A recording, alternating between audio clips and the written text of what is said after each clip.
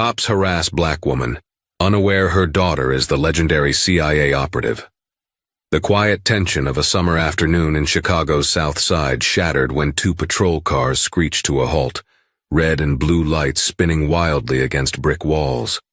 A middle-aged black woman named Ebony Jackson stepped onto her porch, shielding her eyes from the glare, unaware her life was about to spiral into chaos. She'd spent years working for her community, never seeking attention. Yet here she was, confronting suspicious officers with guns at their hips and questions on their tongues. Little did these cops know, Ebony's greatest ally was just a phone call away. Her daughter, Keisha Jackson, a clandestine legend of the CIA whose name reverberated through the halls of Langley. A sweltering July sun beat down on the cracked sidewalks of Chicago's South Side. Heat shimmered in the distance, the air thick with the fumes of traffic and the smoky aroma of barbecue stands pressed between old brick buildings. For Ebony Jackson, life had always been steeped in resilience. She was 52 years old, with careful eyes that had witnessed both hardship and joy, and a warm smile she reserved for people she trusted. She lived in a modest two-story house on 71st Street, surrounded by tall iron fences and battered old row homes. The yard was small, just enough space for a few rose bushes and a gnarled oak tree that had stood watch for decades. Ebony cherished the tree. It reminded her of the roots she planted in this neighborhood. She had lost her husband to cancer 8 years ago, and though it had been a crushing blow, she refused to crumble. Her daughter Keisha had been off at university, and eventually Ebony learned the CIA, so Ebony had shouldered the responsibilities at home all by herself. That day, Ebony was out on the porch, fanning herself with the morning newspaper. Headlines about city corruption scrolled across the front page, but Ebony had grown indifferent to sensational news. She had real-world challenges to handle, a community center that needed an urgent donation, a Sunday school program in dire need of volunteers, and her own daily routine of making ends meet. She thought the day would pass quietly, heat wave notwithstanding. But everything changed when the screech of brakes shattered her moment of calm. Two police cruisers, engines roaring, pulled up on the opposite curb. Their sirens went silent, replaced by the nervous energy of men stepping out. Her heartbeat quickened. She'd seen enough in her community to know that nothing good emerged from two cop cars arriving at once with sirens blazing. She watched from her porch, a sinking feeling in her stomach. 4 officers moved in tandem, scanning the street like they were searching for someone or something. Ebony's heart thudded behind her ribs. She had no reason to be alarmed personally. She kept her record clean and her property in order. But this was Chicago, a city known for friction between law enforcement and its black residents. An uneasy hush settled on the block as neighbors peeked from behind curtains or parted blinds, waiting to see what might happen next. One of the officers, a tall man with an angular jaw and a hardened gaze, stepped onto Ebony's sidewalk. His nameplate read D. Anders. Ebony's eyes flicked to the piece of metal pinned to his chest as he neared. He tilted his head slightly as though sizing her up. "Ma'am, do you live here?" he asked, voice taut. Ebony nodded. "Yes, officer, I do. Is there a problem?" Behind Anders stood another cop, Officer Koch, a stocky woman with dark, intense eyes. She said nothing, but Ebony felt Koch's stare burn into her like she was already guilty of something. The other 2 officers hovered by the police vehicles, hands on their belts, occasionally glancing toward Ebony's house. Anders pulled out a small notepad. "We got a call about suspicious activity in this area," he began. "Could you tell us if you've noticed anything unusual today?" Ebony's forehead creased. "Suspicious? I've been on this porch most of the day. Nothing unusual that I could see." Anders looked unconvinced. There was a long pause, pregnant with tension. Neighbors across the street had ventured onto their own porches, but none dared approach. Ebony's heart hammered. She tried to keep her voice even. "I've been living here for nearly 3 decades, she said, hoping to express her sense of belonging. "I keep an eye on the block, and I've seen nothing out of the ordinary." Officer Koch finally spoke. "We received a report about a woman fitting your description involved in some kind of..." She paused, glancing at Anders. Possible drug-related exchange. The accusation made Ebony's jaw drop. She felt her cheeks burn. Drug-related exchange? Officer, you must have the wrong person.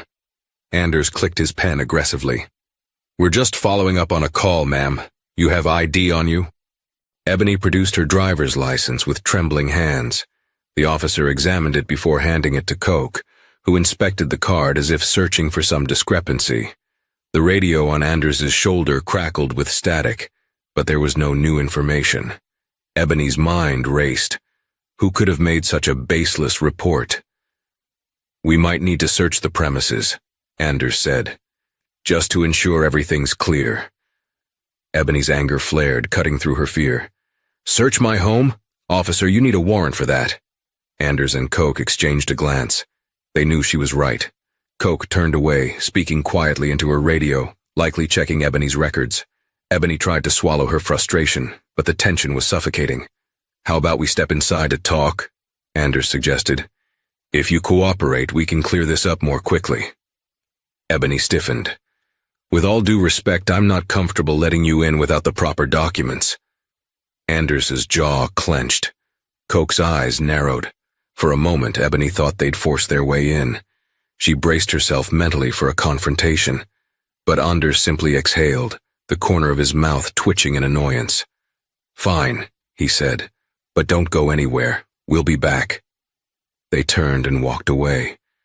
Ebony stood rooted to the spot, her chest rising and falling in uneven breaths as they regrouped by their vehicles. The neighbors slowly retreated indoors, suspecting this was far from over. Ebony's mind still reeled with the sheer impossibility of the accusation. She could have called the police station to file a complaint, but she hesitated. If they were going to come back, maybe she could handle it calmly. But a second thought intruded. What if they actually come back with a warrant? What if someone set me up? In the pit of her stomach, a flicker of dread swirled. Ebony's mind turned to her daughter Keisha. What if I need help? Ebony wondered.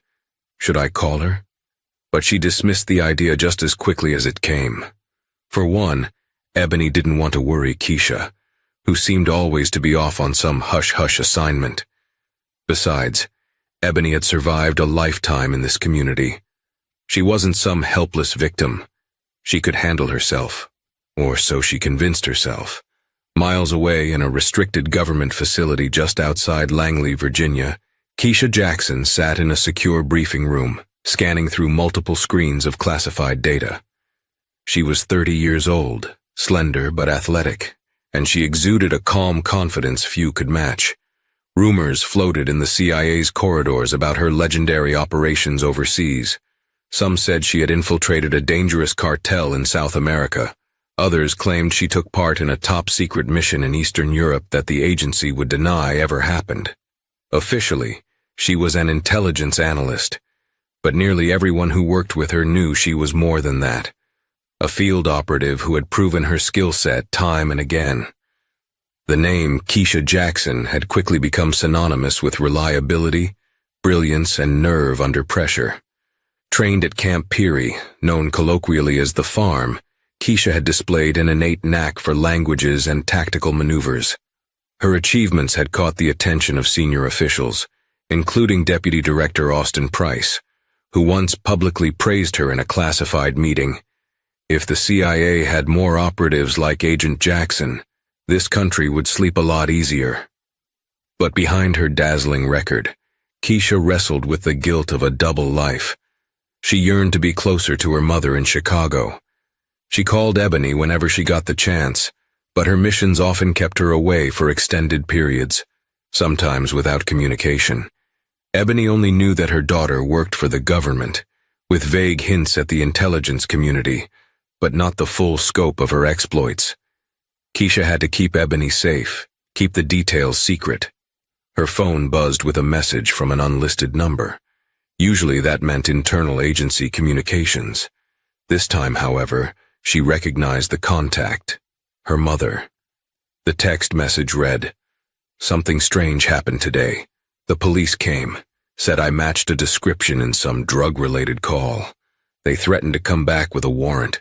Just wanted you to know. I'm fine, but it's unsettling. Keisha felt her pulse accelerate. She had known Ebony to handle adversity on her own. Her mother had faced plenty of storms in life, raising Keisha as a single parent after her father died.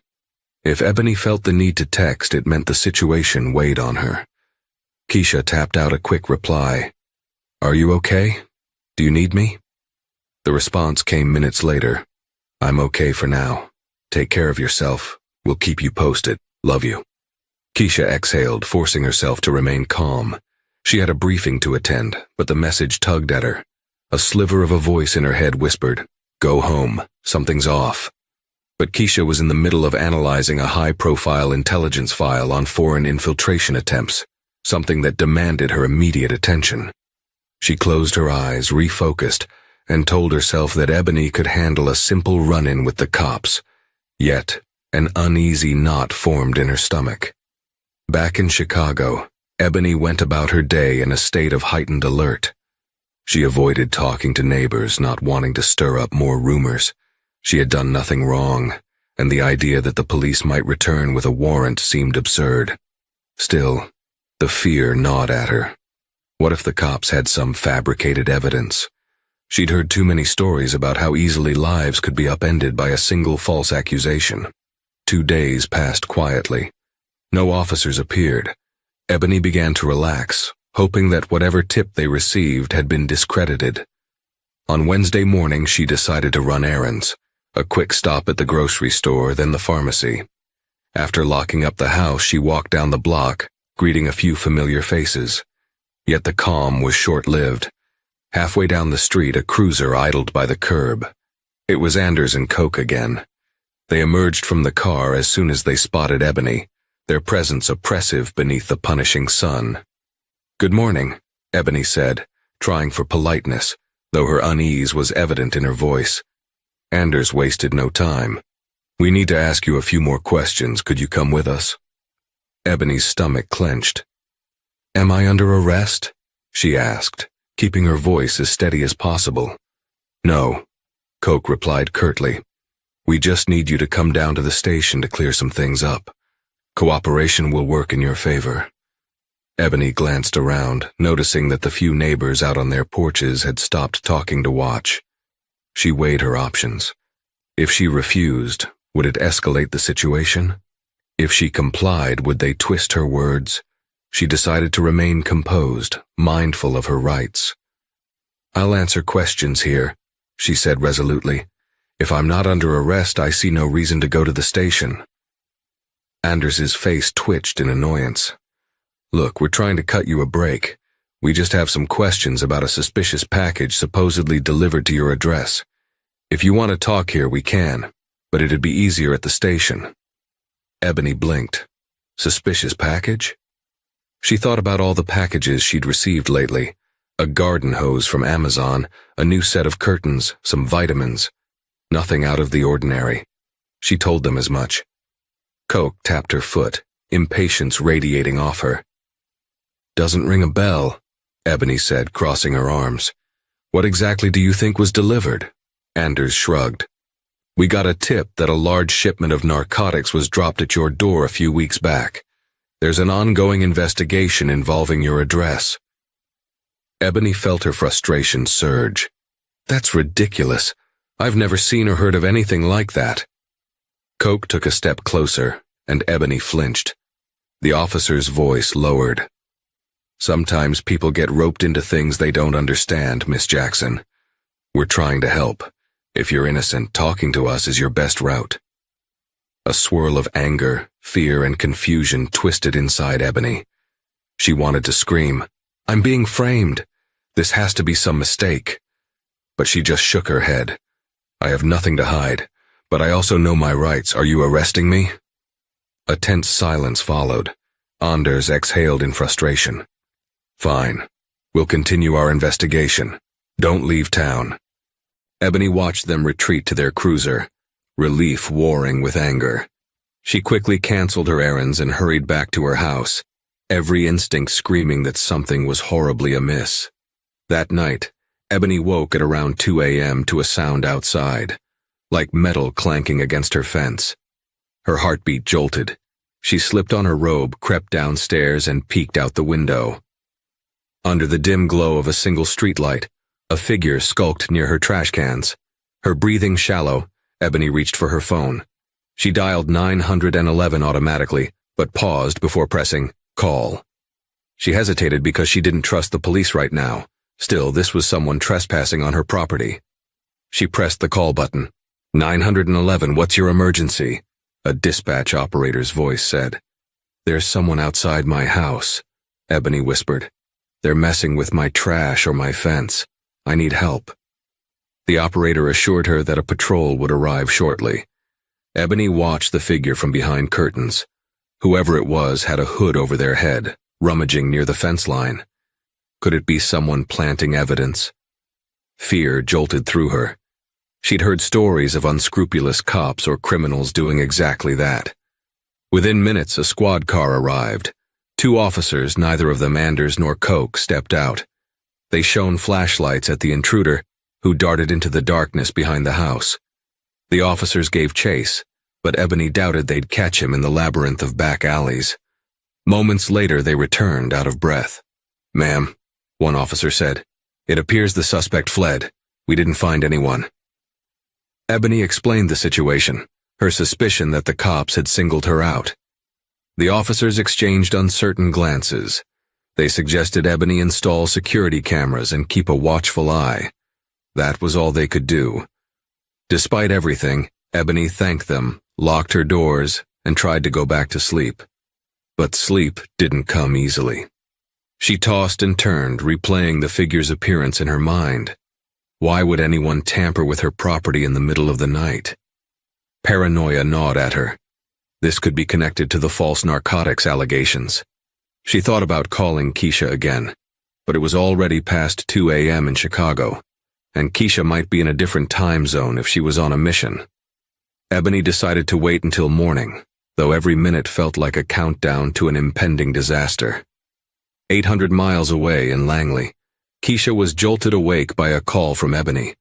She normally kept her personal phone on silent, but she had changed the settings after the odd text from her mother. She answered groggily. Mom? She heard Ebony's shaky voice. Baby, I'm so sorry to call you like this, but something weird is going on.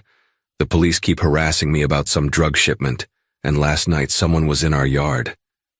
Keisha sat up in bed, adrenaline surging. Are you okay? Are you hurt? I'm fine, Ebony said, though tears threatened to break her composure. I just don't know what to do anymore. I'm scared they're trying to set me up. Keisha closed her eyes, mind racing. She wanted to reassure Ebony, but every fiber in her body told her she needed to intervene. Mom, stay calm. I'll be there as soon as I can. Ebony started to protest. But your job? Don't worry about my job, Keisha interrupted, voice firm. There's nothing more important than you right now. They ended the call. Keisha switched on a bedside lamp and stared at the Spartan walls of her apartment. A half-packed go-bag sat in her closet, something she always had ready in case of an unexpected assignment. Within an hour, she'd informed her superior, Deputy Director Price, that she had a family emergency. Price, who had always been supportive of Keisha's unwavering commitment to the agency, granted her leave without prying for specifics. 3 hours later, Keisha boarded a flight from Washington, D.C. to Chicago, her mind fixated on Ebony's plight. She had faced terrorists, arms dealers, and corrupt politicians, but the idea of her mother being harassed by law enforcement struck an entirely different chord, a personal one. She resolved that if the Chicago PD was stepping on Ebony's rights, Keisha would not let that slide. And if there was some deeper plot at play, well, Keisha had her own ways of uncovering the truth. Keisha arrived at O'Hare International Airport just as dawn broke over the city. She'd texted Ebony not to pick her up. A dear friend owed Keisha a favor and agreed to lend her a car. Keisha drove through the quiet pre-rush hour streets, wrestling with the rush of memories from her childhood. The bus rides to school, summer afternoons playing double dutch with friends on the sidewalk, her mother waiting for her on the porch with a pitcher of sweet iced tea. Arriving at Ebony's house, she parked discreetly around the corner. No need to draw attention with an out-of-state rental in front of the house. She noticed a black SUV stationed down the block. Instinct prickled. An unmarked police vehicle? Or something else? Inside the house, Ebony enveloped Keisha in a hug so tight it felt like she might never let go. Keisha noticed Ebony's trembling hands. She tried to exude a calm confidence to soothe her mother. They sat at the kitchen table, the early sunlight painting the walls a soft gold. Ebony recounted the harassment, the break-in attempt, everything. Keisha listened, face impassive, thoughts churning. When Ebony finished, Keisha nodded. "I believe you," she said quietly. "This doesn't feel random. I'm worried there's more going on here." Ebony's eyes were moist. "But why me? I've never done anything." Keisha placed a comforting hand on hers. "We'll find out. For now, I need you to stay inside. Keep the doors locked. If the police show up again, call me right away. I'll be nearby." Ebony nodded. She asked the question that had weighed on her for years. "Keisha, what is it you really do for the government?" Keisha paused, debating how much to reveal. "Mom, I'm with the CIA," she said, her words slow, deliberate. "I can't give you all the details, but I promise you I'm able to protect you." Ebony's eyes widened. She had suspected something like that, but hearing it confirmed felt surreal. She reached out, touching Keisha's cheek. "My baby girl," she whispered, half in awe, half in concern. "Just be careful. We can handle this together, but I don't want you risking your career." Keisha pulled Ebony into another hug. "Don't worry about me, Mom. Let me worry about you." Over the next few days, Keisha established a discreet surveillance routine. She installed small cameras around the property, untraceable devices she'd acquired through her CIA connections. She set up motion detectors at the back fence and near the front porch. She also took note of the black SUV that occasionally parked on the block. Some days it was there, some days it wasn't. Keisha memorized the license plate number, ran it through a confidential database, and found it registered to a local private security firm that had questionable ties to city officials. The puzzle pieces continued to shift. Meanwhile, Ebony did her best to maintain normalcy. She attended church on Sunday, helped organize a charity bake sale, and tried not to let her anxiety show. But each time she stepped outside, she felt eyes on her. Maybe it was just paranoia, maybe not. One morning, as Keisha monitored the surveillance footage from her laptop, she caught a glimpse of someone at Ebony's back fence. The angle was poor, but the figure appeared to be rummaging near the trash cans again. The timestamp read 3:12 a.m. The motion sensors had alerted Keisha's phone, but she'd been reviewing it after the fact. No vehicle had approached from the alley. That meant the person was on foot, possibly local, or had parked far away to avoid detection. Keisha showed the footage to Ebony. "This is at least the second time someone's poked around back here," Keisha said. "Whatever they're looking for, it's no good." Ebony's lips pressed tight. What are they trying to plant or retrieve? Keisha considered the possibilities.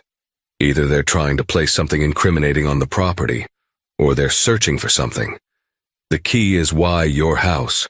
Who stands to gain from framing you? Ebony shook her head helplessly.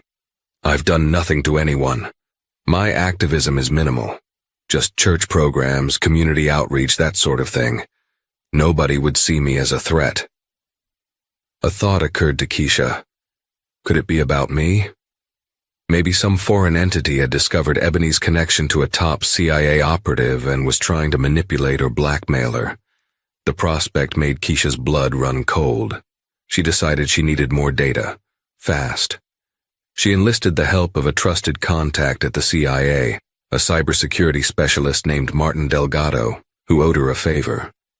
She provided him with the partial data they had, the suspicious calls from Ebony's block, the black SUV's license plate, the timestamps of the intruder.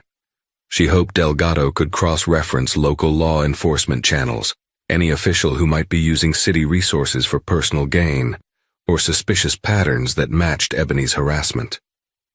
3 days later, Delgado called. His voice crackled over Keisha's secure phone.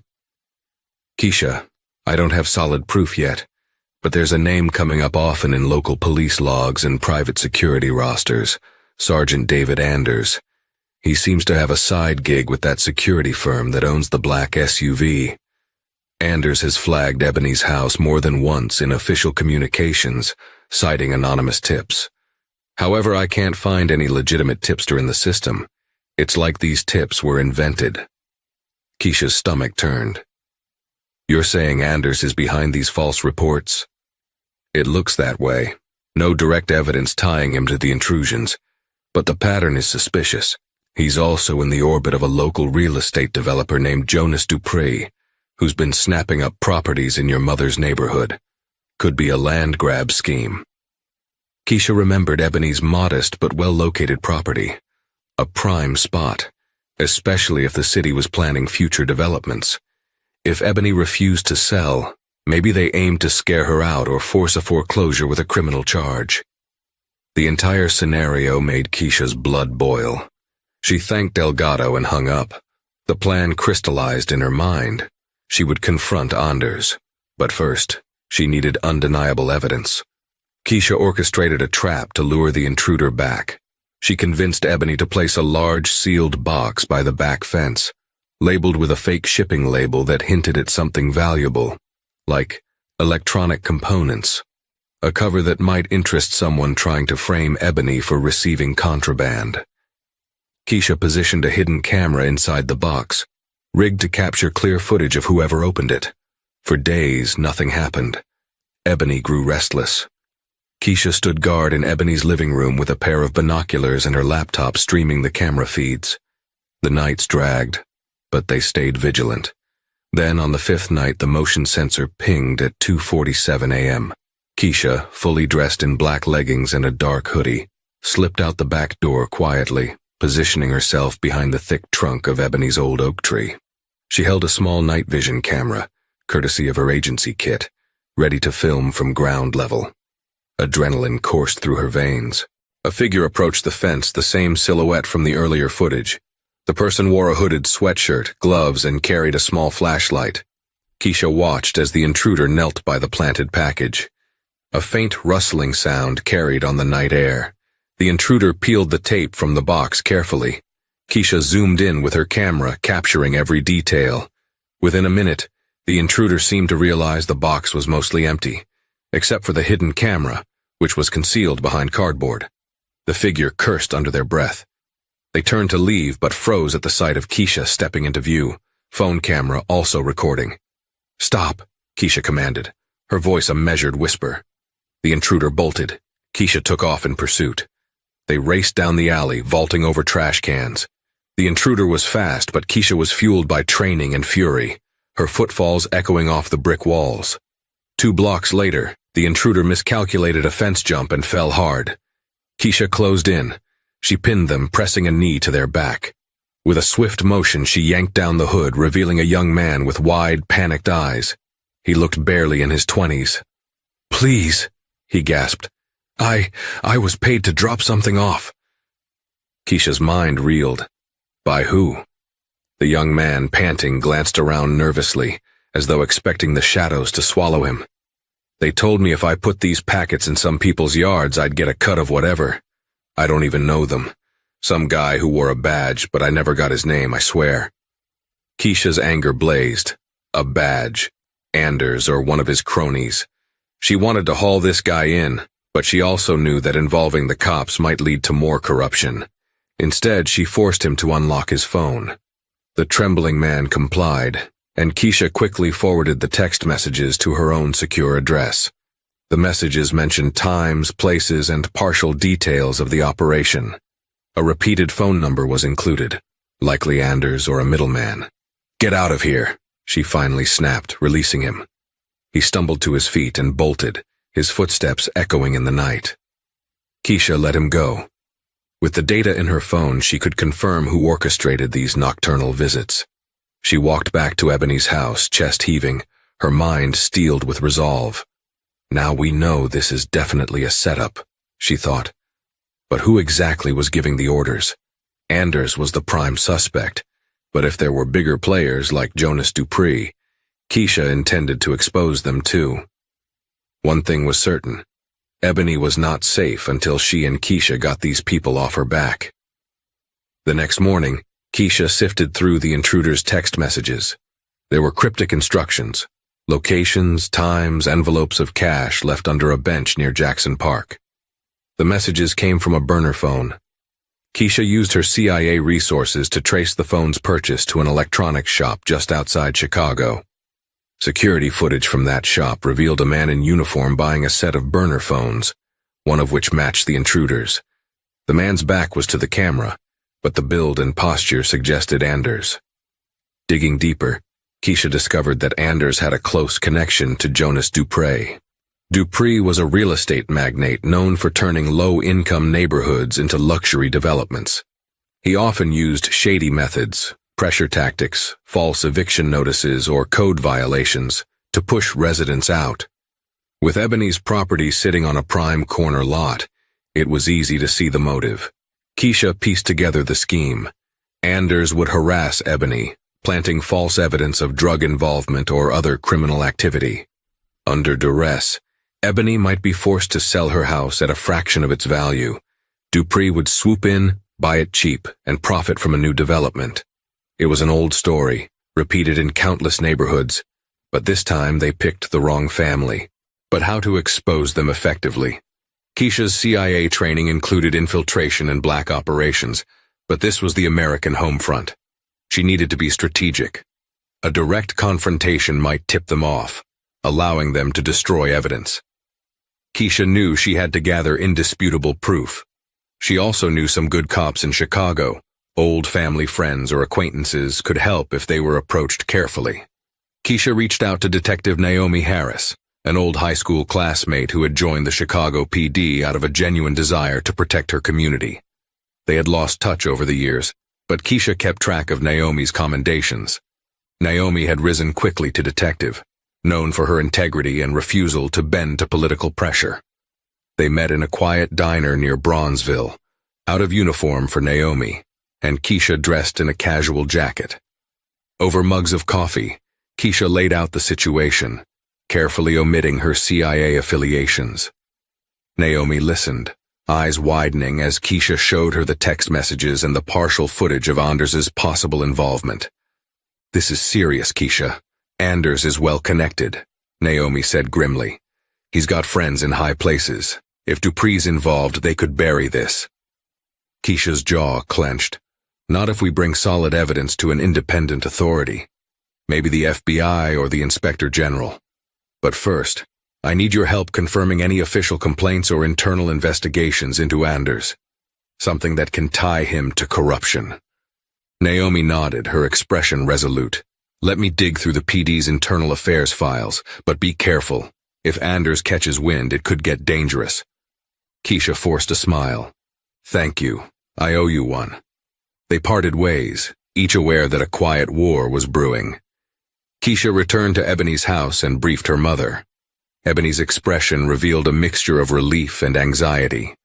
She was glad someone honest in the Chicago PD was on their side, but the idea of tangling with powerful men like Anders and Dupree terrified her. Yet Ebony found courage in Keisha's unwavering gaze. She saw not just her daughter, but the strong, capable woman she had become. A professional who had stared down threats far more sinister than crooked cops. And Ebony realized something else. She wasn't alone. Days passed and Ebony tried to maintain her regular routine, albeit under intense scrutiny from Keisha. Late one afternoon, Ebony was in her living room, watching the local news, while Keisha hovered in the background, sifting through intelligence from Delgado. Without warning, they heard the roar of engines outside. Keisha's phone buzzed. She checked the surveillance feed. 3 squad cars, lights flashing, swarmed onto the street. Officers poured out, guns drawn. A voice boomed through a megaphone. "Ebony Jackson, we have a warrant to search your premises. Come out with your hands where we can see them." Ebony froze, terror creeping up her spine. Keisha rushed to the window, her gut twisting. "Stay calm," she whispered. "Let me do the talking." They stepped outside, Ebony's hands up, Keisha's arms raised too. The sight was surreal. Neighbors stood on their porches again, phones recording. At the forefront of the police line was Anders, his face set in grim satisfaction. Coke stood beside him, smirking. A swirl of dread enveloped Ebony. "We have a warrant," Anders repeated, thrusting a piece of paper in the air. "We have reason to believe illegal substances are stored on this property." "This is a false warrant," Keisha snapped, her adrenaline raging. "There are no illegal substances here." Anders waved his men forward.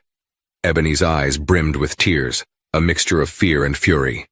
They streamed past Keisha and Ebony, guns drawn, rummaging through the rooms. Keisha knew they might have planted something already. This entire show was premeditated. But Ebony had a quiet trump card. The surveillance cameras they'd installed in every corner, including body cam level vantage points disguised in ordinary household objects. As the officers searched, Keisha prayed that they wouldn't discover and destroy the cameras. 15 minutes later, Anders emerged from Ebony's bedroom, triumphantly holding a small bag of white powder. Ebony's heart dropped. She had never seen it before. She couldn't even guess what it was, but it was definitely not hers. Anders raised it for all to see. "Cocaine," he declared, eyes gleaming. "Miss Jackson, you're under arrest." Ebony started to protest, tears falling. "That's not mine, I've never—" Keisha's mind whirled. She had to keep calm. She had the entire scene on video, including Anders entering the bedroom empty-handed and leaving with the evidence. Let them think they've won for now. Her instincts roared to reveal her CIA credentials, but she knew that might not stop the immediate arrest. The Chicago PD could claim a chain of custody for the drugs and hold Ebony in custody until charges were sorted out. This was the ugliness of corruption laid bare. Still, Ebony was cuffed, tears streaking her cheeks. Anders read her Miranda rights with smug formality. Coke's expression was unreadable, but her eyes burned with a cold light. Keisha's fists shook at her sides, but she allowed them to take Ebony. If she fought back physically, they'd brand her a violent suspect. Instead, she turned to Anders, her voice steady but icy. "This is a mistake," she said. "I'm going to prove you set her up, and when I do, you'll regret ever stepping foot on this property." Anders sneered. "I'm just doing my job. If your mother's innocent, she'll be cleared in court." He escorted Ebony to the squad car. Neighbors watched in horror, some shouting protests. Keisha recorded every second on her phone, capturing the twisted spectacle. Her mind raced with possibilities. "I have to free my mother. I have the proof of this frame job. I just need to present it to someone who will act on it." She clutched her phone like a lifeline. That night, Ebony spent the first hours of her detention in a holding cell at the local precinct. Keisha was denied immediate access. The desk sergeant claimed it was procedure. Keisha recognized the stalling tactic.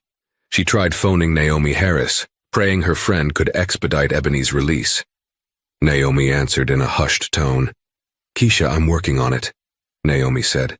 "I've already spoken to Internal Affairs, but they're worried about blowback. Anders has powerful allies. We need indisputable evidence that Ebony was framed." "I have it," Keisha replied, her voice trembling with urgency. She explained about the hidden surveillance cameras in Ebony's house. Naomi told her to hold tight. Within an hour, Naomi arrived with a pair of IA investigators. Keisha handed them the footage from the bedroom camera, which clearly showed Anders planting the bag of powder. One of the investigators, a stern man with a streak of gray in his hair, watched it twice, eyes widening. "This is damning," he muttered. "I can't believe Anders was so sloppy." Keisha scowled. "He wasn't sloppy. He never expected we'd have hidden cameras." Naomi nodded. "Once we show this to the right people, Ebony will be released. We can open a formal corruption case against Anders. This might blow open the whole ring." Relief flooded Keisha. She took a moment to breathe, heart pounding from the stress of the day. "Please hurry," she pleaded. "My mother doesn't deserve a second in that cell." By midnight, Ebony was released on her own recognizance. She stepped out of the station, eyes red from hours of tears, shoulders slumped.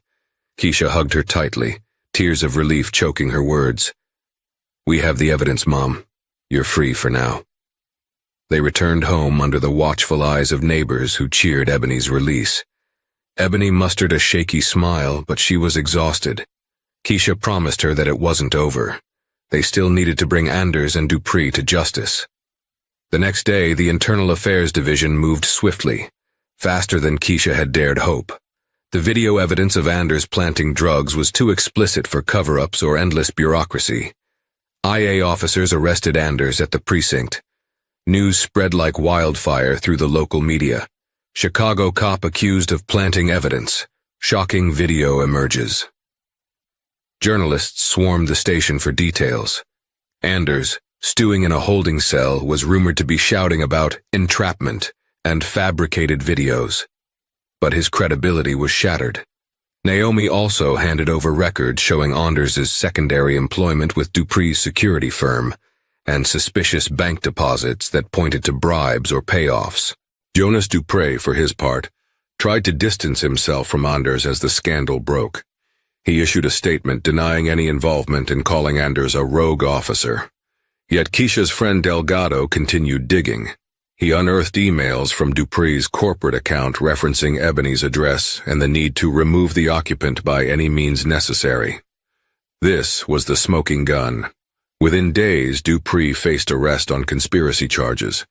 The FBI joined the case, zeroing in on a network of property fraud that extended beyond Ebony's neighborhood. Ebony's face appeared in local news segments as a victim of systemic corruption.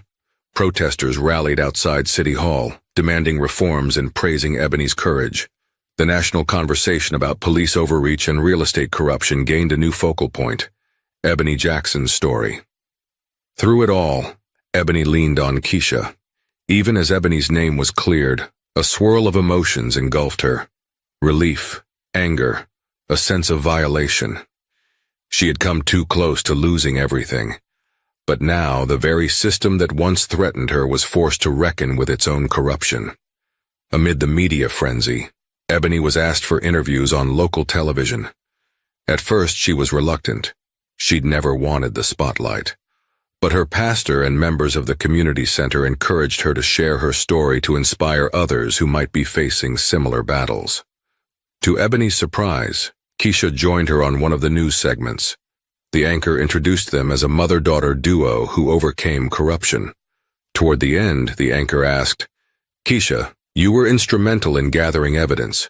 Do you work in law enforcement?" Keisha exchanged a look with Ebony. With a soft nod from her mother, Keisha admitted, "I work for a federal agency, yes. My training helped me spot the setup." She left it at that. The anchor, intrigued, pushed for details, but Keisha politely declined. Off camera, Ebony smiled, aware now more than ever of Keisha's role in a much larger world. Word trickled through local circles that Ebony's daughter was more than just an analyst. A wave of rumors followed. Some people claimed Keisha was a top CIA operative with high-level clearances who had participated in covert missions. To Ebony's amusement, some stories made Keisha sound like a modern-day James Bond, but Ebony simply told her friends, "I just know she's my baby who will do anything to protect me." The final court hearing unfolded in a packed courtroom. Anders, Dupree, and a handful of their associates were charged with conspiracy, racketeering, and evidence tampering, among other offenses. Ebony sat in the gallery, holding Keisha's hand. When Anders took the stand, he tried to deny planting evidence, claiming the video was altered. But forensic experts confirmed its authenticity. He then tried to claim Ebony was a secret drug lord, a notion so absurd that the jury visibly scoffed. Dupree's defense tried to spin his involvement as corporate management ignorance, but the incriminating emails told a different story. In the end, the judge pronounced them guilty on multiple counts. Anders glared at Ebony and Keisha, hatred burning in his eyes as bailiffs led him away. Dupree hung his head, the once powerful mogul reduced to a disgraced criminal. The gallery erupted in quiet relief. Justice, for once, had been served. With the trial concluded, Ebony's name cleared, and the corrupt network dismantled, life gradually returned to normal, though not quite the same as before. Ebony was hailed a local hero, an emblem of resistance against systemic injustice. She received countless messages from strangers thanking her for shining a light on corruption. The city even offered her compensation for emotional distress and legal fees, which she used to revitalize the community center she loved so much. Keisha, having taken extended leave from her duties, prepared to return to Langley. She and Ebony spent a final week together, cherishing each moment. Ebony, having grown used to Keisha's presence, felt a pang of sadness at their impending separation, but also a swelling pride. She knew Keisha had a calling that went beyond personal desire. It was about protecting the nation. On their last night together, they sat on the porch sipping sweet tea under the glow of a streetlight. The old oak tree rustled in the breeze as if sighing in relief. Ebony turned to Keisha. "Thank you for everything. I still can't believe what we've been through." Keisha reached for her mother's hand. "You raised me to fight for what's right. Don't thank me. I'm just following your lead." Ebony laughed softly, tears shining at the corners of her eyes. "And here I thought you were just a quiet girl who liked reading spy novels." Keisha smiled. "Maybe that's where I got the idea." They fell into a companionable silence, each grateful for the other. The day came for Keisha to return to Virginia. Standing at the airport drop-off curb, Ebony hugged her daughter fiercely. "Remember," Ebony said, "this will always be your home. Anytime you need to come back, come back." Keisha's voice was gentle but firm. "I will, Mom. And if you need me, if anyone tries to mess with you, you call, and I'll be on the next flight." Ebony nodded, her heart brimming with love. She stepped back and watched Keisha disappear into the terminal, a silhouette of strength and determination. The mother-daughter bond, already strong, had been forged into steel by this ordeal. Back home, Ebony felt the weight of the past few weeks lift from her shoulders. She walked through her neighborhood, greeted by people waving from their porches, children playing in the street with a renewed sense of safety. She breathed in the city air, tinged with the faint scent of summer flowers and the promise of change. In a small ceremony at the community center, Ebony cut the ribbon for a new wing dedicated to legal aid and community development, funded in part by the city's compensation and private donations after her story went public. The crowd applauded, many recognizing her as the woman who had stood up against corruption and won. Behind the scenes, the city council initiated new oversight measures for the Chicago PD, seeking to restore community trust. Real estate developers once aligned with Dupre distanced themselves, shifting focus to legitimate projects or leaving the market altogether. The ripple effects of Ebony's case swept through the city, inspiring others to demand accountability. And somewhere in a classified corridor of the CIA, Keisha Jackson's name carried an even stronger resonance. She was not just an elite operative. She was the woman who had single-handedly taken on a corrupt Chicago network to protect her mother, proving that her loyalties ran deeper than any official mission. Her reputation within the agency soared, and though most would never know the full story, whispered respect followed her footsteps. In the end, Ebony and Keisha's bond emerged unbreakable from the fire, a testament to the power of love, resilience, and justice. Every time Ebony stepped onto her porch, gazing at the old oak tree, she smiled. She remembered the scorching day the cops first harassed her, and how, in the darkest hour, her daughter, the legendary CIA operative, answered the call. And that memory, tinged with both pain and triumph, stood as a lasting victory over those who believed they could get away with trampling on the innocent. Thank you for journeying with Ebony and Keisha through a storm of corruption, fear, and resilience. Their story reminds us that even in the face of overwhelming power and injustice, the human spirit can triumph when guided by love and unwavering resolve. We hope their courage and tenacity have inspired you to stand up for what's right, no matter the odds. If you found meaning in this story, please take a moment to support our channel. Hit the like button, share this video with friends and family who need a dose of inspiration, and subscribe for more riveting tales of justice and heroism. Your engagement helps us continue bringing you stories that shine a light on hidden truths and celebrate the power of ordinary people doing extraordinary things. Stay vigilant, stay hopeful, and remember, real change often begins with just one brave voice.